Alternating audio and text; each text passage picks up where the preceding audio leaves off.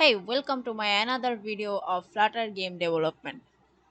So, অবশ্যই আমার চ্যানেলকে বেশি বেশি করে সাবস্ক্রাইব করবেন আর অবশ্যই প্রত্যেকটা ভিডিওতে লাইক করে দিবেন। আপনাদের সাপোর্টই আমি আরো বেশি ভিডিও করার আগ্রহ পাই। সো, আমরা আমাদের ভিডিওটি কন্টিনিউ করে শুরু করে দিই। সো, আমরা চলে আসবো হোম পেজ ডার্টে। দেন এখানে এসে আমরা হচ্ছে কন্টেনারের ভিতর একটি এক্সপ্যান্ড তৈরি করব আর এটির ভিতরে একটি কন্টেনার তৈরি করব। আর কন্টেনারের ভিতরে আমরা হচ্ছে রো তৈরি করব। আর হচ্ছে রো এর ভিতরে আমরা একটা চিলড্রেন ক্রিয়েট করব যার ভিতরে থাকবে ক্লিপ রিয়েক্ট, অর্থাৎ বর্ডারের জন্য আমরা ক্লিপ রিয়েক্ট তৈরি করব। আর সেটি হচ্ছে বর্ডারের সার্কুলার দিয়ে দিচ্ছি আমরা 10। আর এর ভিতরে আমরা আরেকটি চাইল্ড নিয়ে নিব, যেটি নাম দিয়ে দিব আমরা কন্টেনার, অর্থাৎ আমাদের যে প্লে বাটন আছে, তারপর হচ্ছে প্লে এগেন, এই যে এই দুটি বাটনের জন্য আমরা আছে এই কন্টেনার ইউজ করছি। সো আমরা টেক্সট দিয়ে দিচ্ছি প্লে, কালার দিয়ে দিচ্ছি গ্রিন। এরকম করে আমরা দুটি বাটন ক্রিয়েট করব এক্সপ্যান্ডের ভিতরে।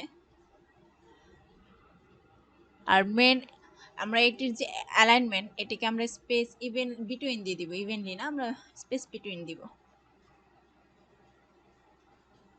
আমাদের কোথাও একটা ভুল আছে কমায়, এটাই আমরা ঠিক করে নিচ্ছি। আমরা ওখানে স্পেস বিটুইন না, আমরা ওখানে স্পেস ইভেনলি দিয়ে দিব। আমার বলাই ভুল হয়েছে। সো বাটনগুলো এরকম দেখতে হয়েছে। এখন আমরা এটিকে প্যাডিং, মার্জিন এগুলো দিব। সো আমাদের যে ক্লিপ রিয়েক্ট আছে এটিকে আমরা উইজেটে কনভার্ট করার পর এক্সপ্যান্ড করে দিব। তো আমরা দেখতে পাচ্ছি বক্সগুলো আমাদের চলে এসেছে হোয়াইট কালারে। দেন এখানে আমরা একটি লুপ চালাবো আর লুপের ভিতরে আমরা দিয়ে দিব যে ফর i equal to 0। দেন হচ্ছে আমাদের যে পিচ থাকবে, বক্স পিচ, সেটার লেন্থ অনুযায়ী আমাদের হচ্ছে আয়ের থেকে বড় হবে। দেন i++ আমরা করে দিব। দেখতে পাচ্ছি আমরা রান করার পরে এমন দেখাচ্ছে। দেন হচ্ছে আমাদের পিচ যে i, এটা থেকে আমরা মাইনাস ইকুয়াল করে দেব আমাদের i। এখানে মূলত আমি ফর লুপ চালিয়েছি ডিমটিকে সচল করার জন্য।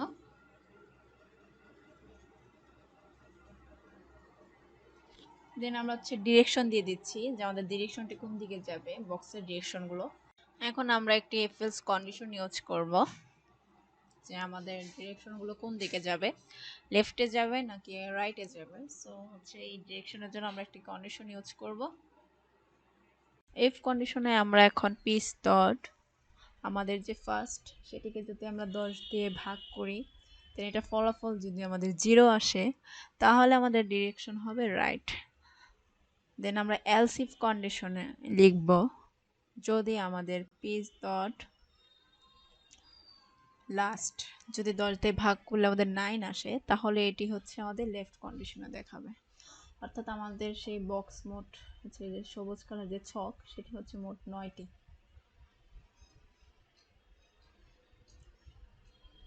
দেন আমরা এই সেট কন্ডিশনের ভিতরে আমরা if else ব্যবহার করব। ডিরেকশন যদি আমাদের রাইট হয় দেন আমাদের যে ফর লুপটি ক্রিয়েট করেছিলাম সেটি দেখাবে। ডিরেকশন ইকুয়াল রাইট হলে সেটি দেখা হবে। আবার এলসিও আমাদের এই কন্ডিশনটা আমরা দিয়ে দিচ্ছি, ফর লুপের কন্ডিশনটি রাইটে গেলে এই কন্ডিশন দেখাবে, আর না গেলেও এই ফর লুপের কন্ডিশনেই আমাদের দেখাবে। সো আমরা দেখতে পাচ্ছি এটি আর বাহিরে যাচ্ছে না, একটি বর্ডের মধ্যে এই পাশ থেকে ও পাশে যাচ্ছে। সো এখন আমরা তৈরি করব একটি লিস্ট।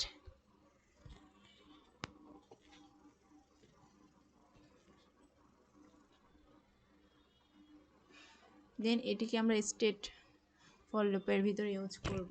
সো হচ্ছে ইনিট i ইকুয়াল টু যদি আমাদের 0 হয় আর i ডট i এর থেকে পিচ ডট লেন্থ যদি বড় হয় দেন আমরা লেন্থকে এর সাথে অ্যাড করে দেব পিচ।